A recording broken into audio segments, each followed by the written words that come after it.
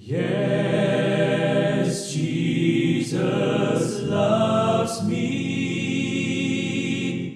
Yes, Jesus loves me.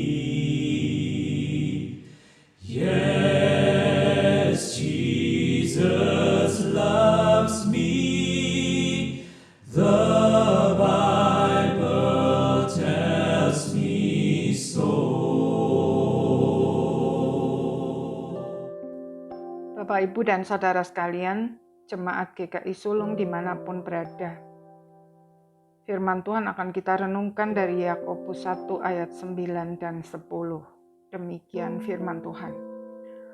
Baiklah saudara yang berada dalam keadaan yang rendah, bermegah karena kedudukannya yang tinggi, dan orang kaya karena kedudukannya yang rendah, sebab ia akan lenyap seperti bunga rumput.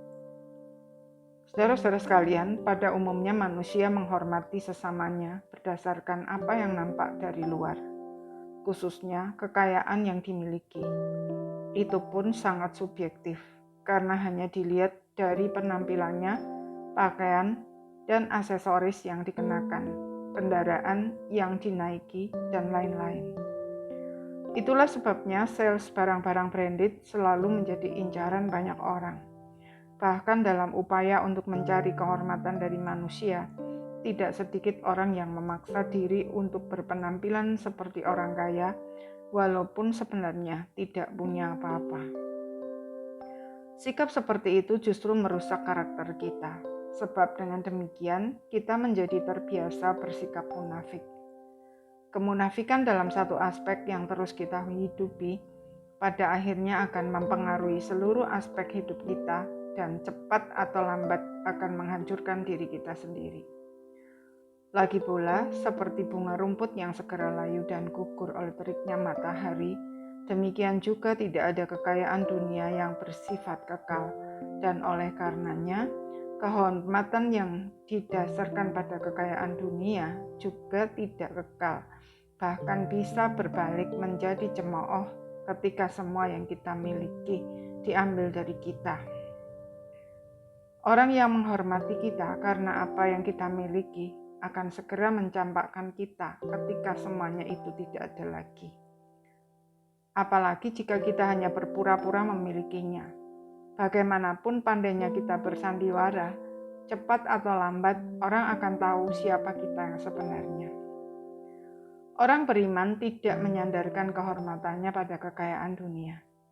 Oleh sebab itu, banyaknya harta dan tingginya kedudukan yang dimiliki tidak membuat orang beriman merasa terhormat. Dan ketika semua itu diambil atau hilang, tidak membuat kita merasa terhina.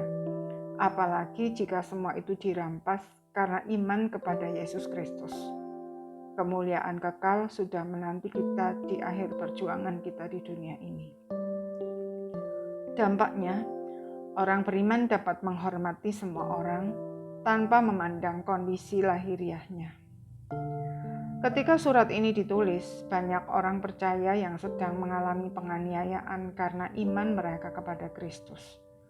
Mereka kehilangan banyak hal, bukan hanya harta dan kedudukan, melainkan juga anggota keluarga. Orang yang menaruh kehormatannya pada hal-hal yang bersifat sementara, imannya pasti hancur. Hanya orang yang telah menaruh kehormatannya pada hal-hal yang bersifat kekal, yang tahan uji, dan dapat bertahan sampai akhir serta keluar sebagai pemenang. Termasuk yang manakah kita? Yakobus 1 ayat 12 berkata, "Berbahagialah orang yang bertahan dalam pencobaan, sebab apabila ia sudah tahan uji, ia akan menerima mahkota kehidupan yang dijanjikan Allah kepada barang siapa yang mengasihi Dia." Amin. Mari kita berdoa.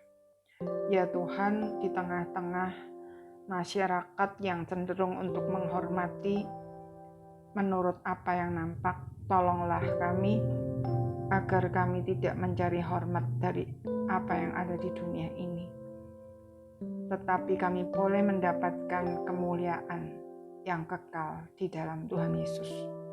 Terima kasih Tuhan, dalam nama Tuhan Yesus kami berdoa. Amin.